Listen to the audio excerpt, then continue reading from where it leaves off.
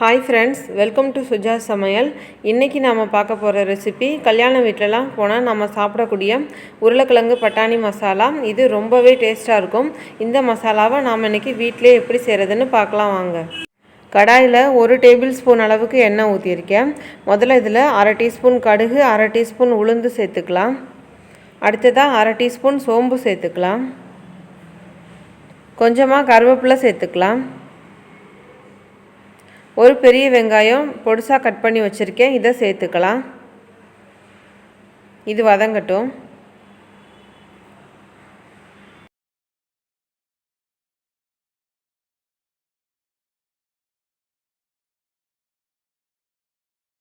வெங்காயம் வதங்கிருச்சு. அடுத்ததா நான் ஒரு சின்ன சைஸ் தக்காளி எடுத்து கட் பண்ணி சேர்த்துக்கிறேன். தக்காளி சின்னதாக சேர்த்துக்கிட்டிங்கன்னா போதும். பெருசாக போட்டிங்கன்னா ரொம்ப புளிப்பாயிடும். அடுத்ததாக இதுக்கு தேவையான அளவு உப்பை நான் இப்போவே சேர்த்துக்கிறேன். தக்காளி நல்லா மசிகிற அளவு வதங்கட்டும்.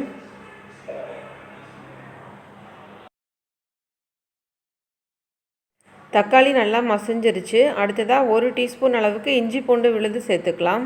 தக்காளி, இஞ்சி பூண்டு விழுது எல்லாம் நல்லா மசிஞ்சிருச்சு. அடுத்ததாக இதுக்கு தேவையான மசாலா எல்லாம் சேர்த்துக்கலாம். நான் இதுக்கு 1/2 டீஸ்பூன் மஞ்சள்தூள் சேர்த்துருக்கேன். 1/2 டீஸ்பூன் மிளகாய்த்தூள், 1/2 டீஸ்பூன் தனியாத்தூள், 1/2 டீஸ்பூன் காஷ்மீரி சில்லி பவுடர் சேர்த்துக்கலாம். காஷ்மீரி சில்லி பவுடர் இதுக்கு நல்ல கலர் கொடுக்கும். இப்போது இதை எல்லாத்தையும் சேர்த்து பச்சை வாசனை போகிற வரைக்கும் நல்லா வதக்கி விட்டுக்கலாம்.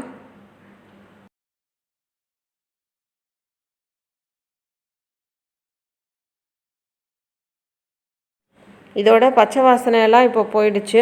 அடுத்ததாக உருளைக்கிழங்கையும் பட்டாணியும் சேர்த்துக்கலாம். நான் இதில் 2 உருளைக்கிழங்கை வேக வச்சு தோல் உரிச்சிட்டு கட் பண்ணி எடுத்து வச்சுருக்கேன். 50 கிராம் அளவுக்குள்ளே பட்டாணியை வேக வச்சு எடுத்து வச்சுருக்கேன்.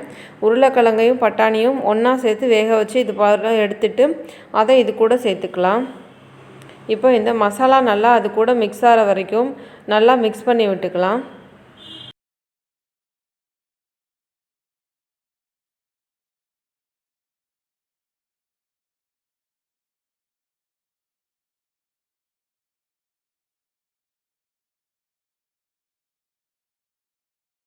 ரெண்டு நிமிஷம் நல்லா மிக்ஸ் பண்ணி விட்டதுக்கப்புறமா இது கூட ஒரு 1/2 டம்ளர் அளவுக்கு தண்ணி சேர்த்துக்கலாம்.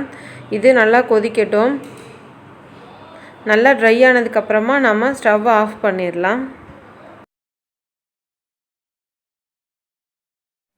இப்போது நல்லா ட்ரை ஆகிடுச்சு. நீங்கள் விருப்பப்பட்டீங்கன்னா இது கூட காலிஃப்ளவர் கூட கொஞ்சம் சேர்த்துக்கலாம். கடைசியாக இதில் கொஞ்சமாக கொத்தமல்லி தழை சேர்த்து இறக்கிடலாம்.